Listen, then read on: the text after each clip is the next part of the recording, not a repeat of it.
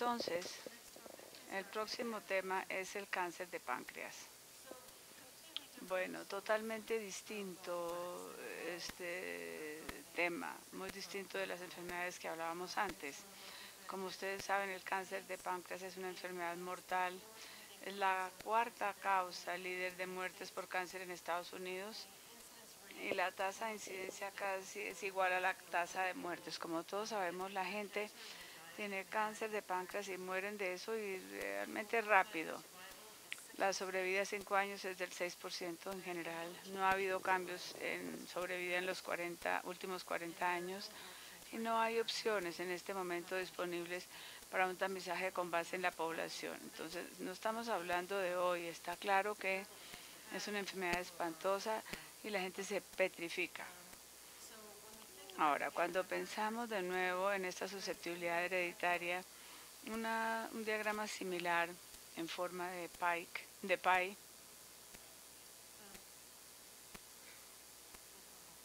creo que no está funcionando. A la que vimos antes, 90% de los cánceres de páncreas no son hereditarios.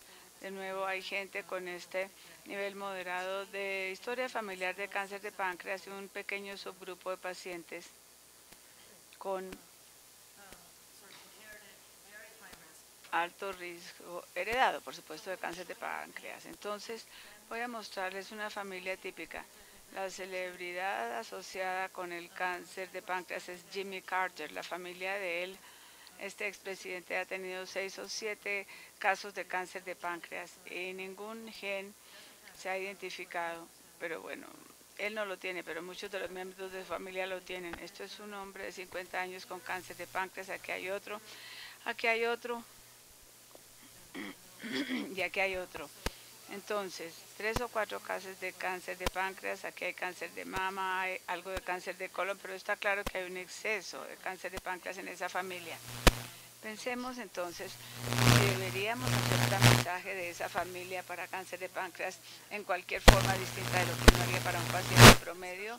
El contexto de la charla pues es doble. Vamos a hablar por un lado de tamizaje para los síndromes de cáncer de páncreas hereditarios, así como hicimos para las otras enfermedades esta mañana. ¿Cuándo debe uno pensar en una predisposición familiar a cáncer de páncreas en términos de enfermedad genética? Otra cosa a la que vamos a referirnos es el tamizaje para el cáncer de páncreas per se.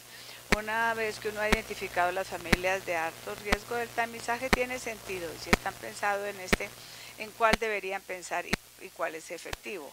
Algunas definiciones primero. Cáncer familiar de páncreas se define como 2 o 3 parientes con cáncer de páncreas y ningún otro síndrome de cáncer asociado. Las familias importantes son estas. Cáncer de páncreas familiar de alto riesgo, personas con 3 o más casos de cáncer de páncreas y si uno de ellos es un pariente en primer grado, si hay alguien que está en riesgo muy alto. Las poblaciones de pacientes en las que vamos a hablar de muchas cosas que se salen de lo normal en estos pacientes. No estamos hablando de la familia normal cuando hay solo un miembro de la familia con cáncer de páncreas. Estamos hablando de los que tienen varias personas con cáncer. 40% de riesgo de por vida de cáncer de páncreas si hay 3 parientes en la familia. De nuevo, cuando hablamos de qué tan mortal es, esto no es una enfermedad familiar que uno quisiera tener. El riesgo es más bajo si hay, parientes en segundo o tercer grado. Lo primero es que hay múltiples síndromes conocidos asociados con un riesgo elevado de cáncer de páncreas y están aquí. Hablábamos de cáncer de mama y de colon, no hay juxtaposiciones, pero las personas con mutaciones BRCA tienen un riesgo, especialmente los portadores de mutaciones BRCA1 y 2. Hay familias en que el cáncer como que se concentra, necesitamos más datos. Lo que es interesante es que en la familia de los BRCA las mujeres son las que llegan a llamar la atención por cáncer de mama y de ovario, los hombres no. En general, pues porque son hombres y el riesgo no es tan alto, pero lo que sí está urgente es que estos portadores de mutaciones se presentan con cáncer de páncreas en las familias. Si ven ustedes cáncer de páncreas y mama en la misma familia, piensen en una predisposición hereditaria a la enfermedad. Ahora, múltiples lunares con melanoma atípicos familiares. Vamos a hablar en forma breve. El otro síndrome, el Lynch, ya hablamos de él. Hay un riesgo que aumenta naturalmente en esas familias. El de Peutz-Jeghers, elevado mucho el riesgo. No voy a hablar de estos. Pancreatitis hereditaria es una enfermedad rara asociada con mutaciones hereditarias y también, bueno, 40% de riesgo. Esa población hay que estudiarla. Más recientemente comenzamos a ver asociaciones que incluyen al B2 y NTM. Entonces hablemos ahora de qué riesgos estamos hablando. El síndrome de Peutz-Jeghers, bueno, 40% de riesgo. Bueno, los pólipos nos preocupan, pero más posiblemente los va a matar es el cáncer de páncreas. Este síndrome FAM, melanoma 17, en los de hereditario de cáncer de mama y de ovarios, aquí están las cifras. Este es el que les mostré antes, un riesgo de 4% de por vida de desarrollar cáncer. Peutz-Jeghers, no tenemos que revisar esto, ya habíamos hablado de este. Múltiples, digamos, tumores gastrointestinales, riesgo de cáncer de páncreas, ya habíamos hablado de eso. El síndrome FAMES P16.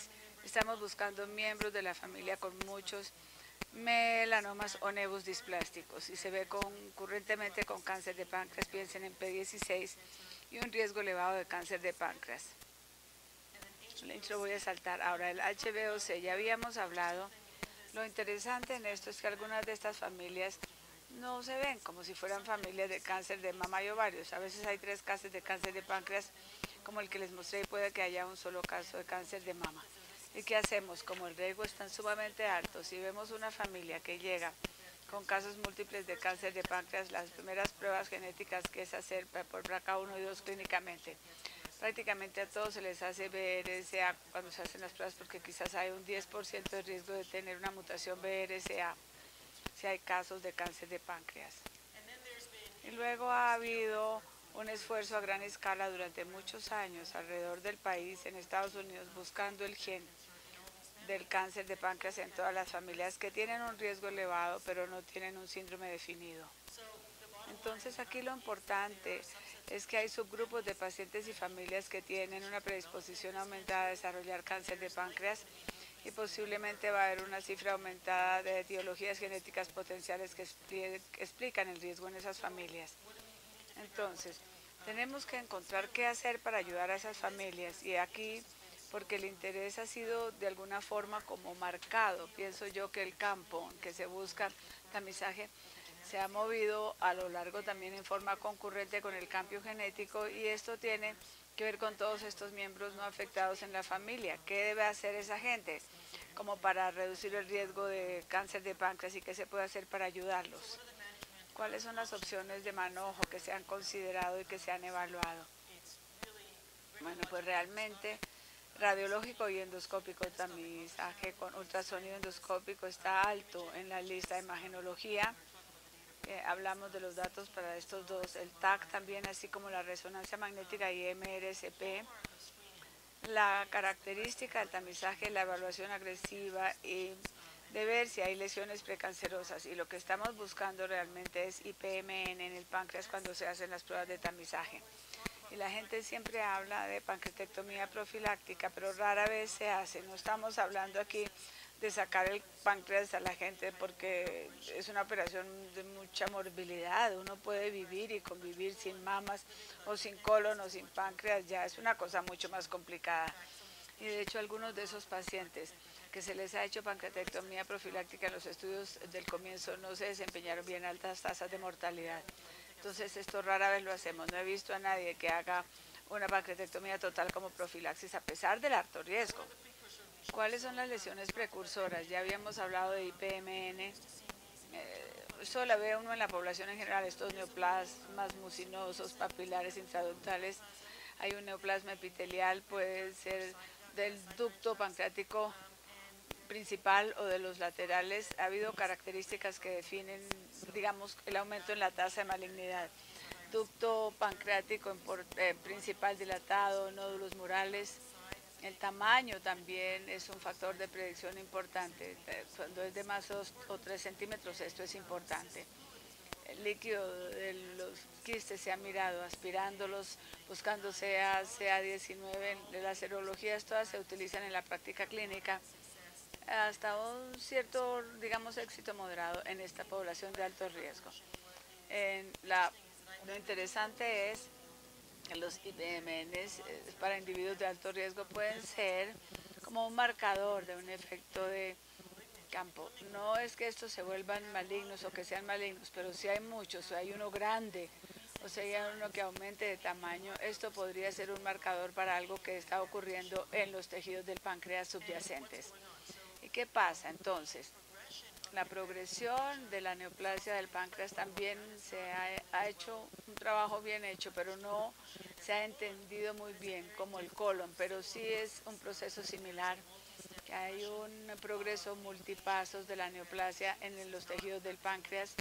Esto es microscópico, hay que mirar de los tejidos pancreáticos para definirlo, y la lesión clásica es la PAN-IN. Hay distintos grados, 1, 2 y 3 de estos PAN-IN, y lo que sí está muy claro es que hay una tasa más alta de lesiones PAN-IN en las personas que pertenecen a familias con cáncer de páncreas.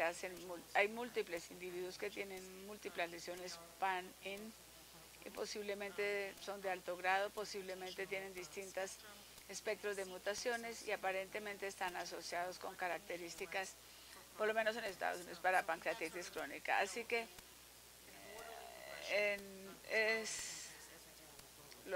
ahora hemos progresado en estudios de páncreas así como de colon. Mucho trabajo que se ha hecho en el Johns Hopkins, esta diapositiva es de Hirschis, lo que tiene que ver con lesiones PAN-IN multifocales y IPMNs como poliposis colónicas. En la misma forma en que pensamos en pólipos múltiples como una característica importante. Si ven a alguien con múltiples lesiones PAN-IN o múltiples IPMNs, piensen una vez más en alguna predisposición genética al cáncer de páncreas. Entonces, la imagenología, los TACs, se han examinado ya, se ha pensado durante algún tiempo. Es relativamente bajo el costo. Si pensamos en otras modalidades de imagenología, está siempre disponible. Puede haber un protocolo guiado por TAC estandarizado y puede detectar lesiones grandes. Las desventajas son pues que hay múltiples estudios que han mostrado que la sensibilidad es limitada si se compara con EUS y resonancia magnética. Bueno, si la exposición a las irradiaciones, muy pocos estamos usando ahora el TAC como herramienta de tamizaje en esos pacientes. En cuanto a resonancia magnética y MRSP, alta precisión, no hay irradiación, no depende del operador en su gran mayoría, pero pues es costosa la prueba y puede detectar estas lesiones microscópicas, y hay algunos factores relacionados con los pacientes que sea problemático, pero resonancia magnética y MRSP dedicada es uno de estos pruebas más importantes a considerar. Y luego el EUS, otra que se ha examinado, las ventajas es que no hay exposición a irradiaciones, nos da imágenes de alta resolución, nos da una alta precisión de diagnóstico, quizás más que la resonancia magnética para lesiones quísticas, y se puede mirar el parénquima y evaluarlo también. Ahora, las desventajas, como ustedes saben, es el alto costo, no está disponible en todas partes y hay una gran variabilidad entre los observadores y hay que estar muy bien entrenado en ese campo, especialmente cuáles son las lesiones a las que hay que poner atención cuando uno piensa que alguien está en alto riesgo, y también se tiene el riesgo asociado con sedación en la endoscopia. Entonces, ha habido muchos estudios en centros individuales mirando la eficacia o el rol potencial de estas pruebas en esas familias. Y el año pasado hubo un estudio multicéntrico que muchos de nosotros participamos, examinando la detección de lesiones pancreáticas con todas estas tres modalidades en individuos de alto riesgo, y voy a mostrarles los datos. Este estudio multicéntrico tenía la participación de 216 pacientes que tenían cáncer de páncreas familiar. La gran mayoría tenían no tenían ni siquiera mutaciones definidas, solo casos múltiples en las familias, otros tenían el síndrome no familiar y todos los pacientes se les hicieron las 3 pruebas. Todos se les hizo TAC, resonancia magnética, MRSP y EUS. El TAC tuvo una sensibilidad mucho menor que comparada con MRSP y el EUS. Y estos fueron los resultados. 42% de los pacientes tuvieron una lesión pancreática focal. O sea, piensen un momento, uno va a hacer tamizaje de estos pacientes de alto riesgo, va a hacer algo, 40% van a volver con una prueba normal. Ahí ven ustedes, esto produce muchos problemas. La mayoría no eran de alto riesgo, solamente 5 de esas lesiones tenían dilatación del ducto pancreático principal, algunas un componente sólido, pero la mayoría eran lesiones pequeñas, IPML. A medida que aumenta la edad, el riesgo aumenta también de estas lesiones IPML. Solo 12 pacientes necesitaron algún tipo de procedimiento invasivo más allá del EUS o la resonancia magnética, fueron sometidos a FNA y de todos estos 5 fueron sometidos a pancreatectomía. Y todos, o la gran mayoría, se les hicieron resecciones segmentales. No voy a entrar en los detalles, pero muchos de esos pacientes tenían resecciones segmentales y tenían lesiones de una alta tasa, así que no eran cáncer de páncreas detectados, pero displasias de alto grado. Y uno de esos pacientes es uno de los nuestros, y esto pues sí, salvarlo de cáncer de páncreas en una familia con 4 miembros de la familia que habían muerto de cáncer de páncreas. Hay que hacer muchos tamizajes para ayudar a algunos pacientes. Si no está claro si esto tiene sentido o no, pues por fuera de estudios clínicos. Hace un par de años hubo una cumbre internacional de nuevo. Estaba la gente de Hopkins, ellos lo organizaron y estas fueron las preguntas que se debatieron. ¿Quién debería considerarse de alto riesgo? ¿Qué opciones de tamizaje se deben ofrecer? ¿Con qué frecuencia se deben hacer?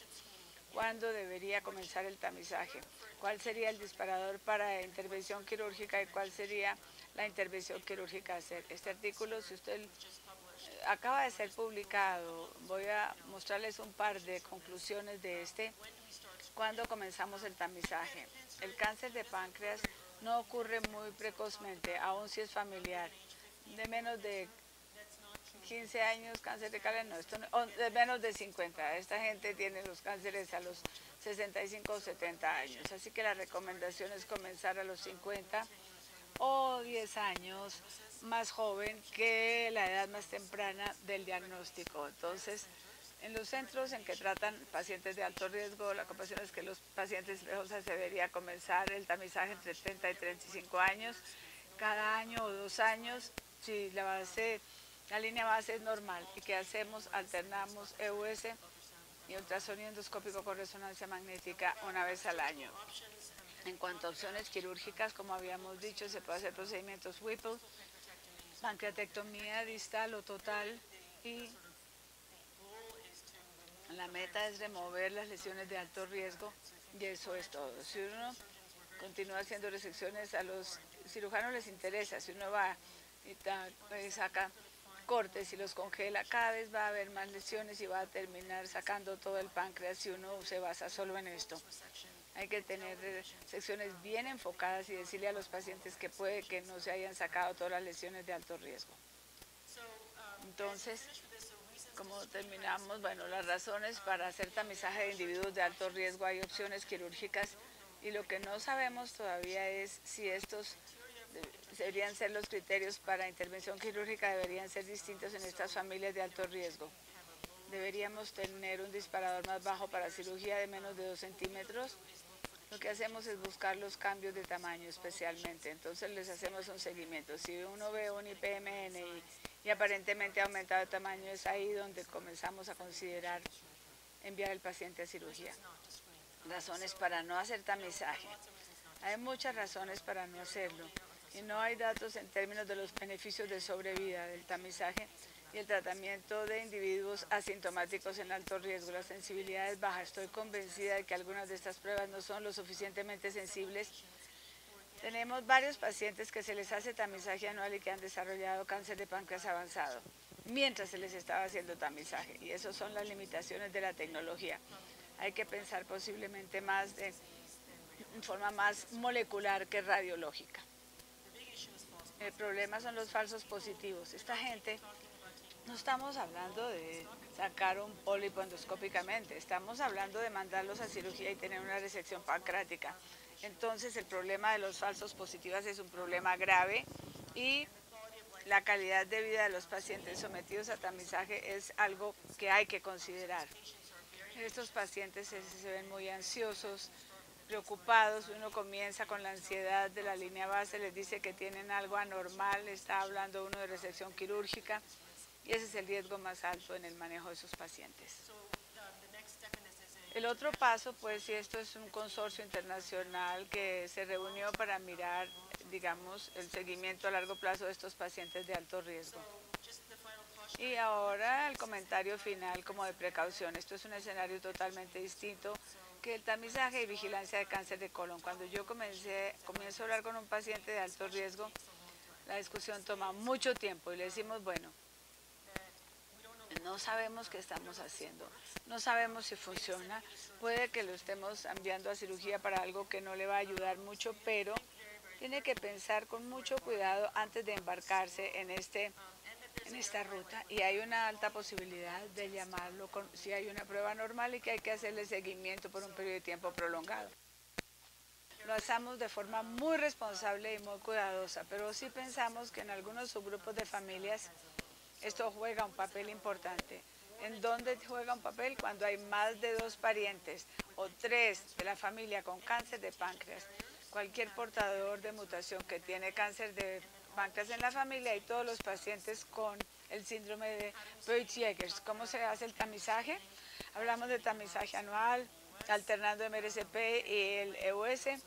Y también ya habíamos hablado de edad de más de 50 años o 10 años antes que el diagnóstico más temprano en la familia.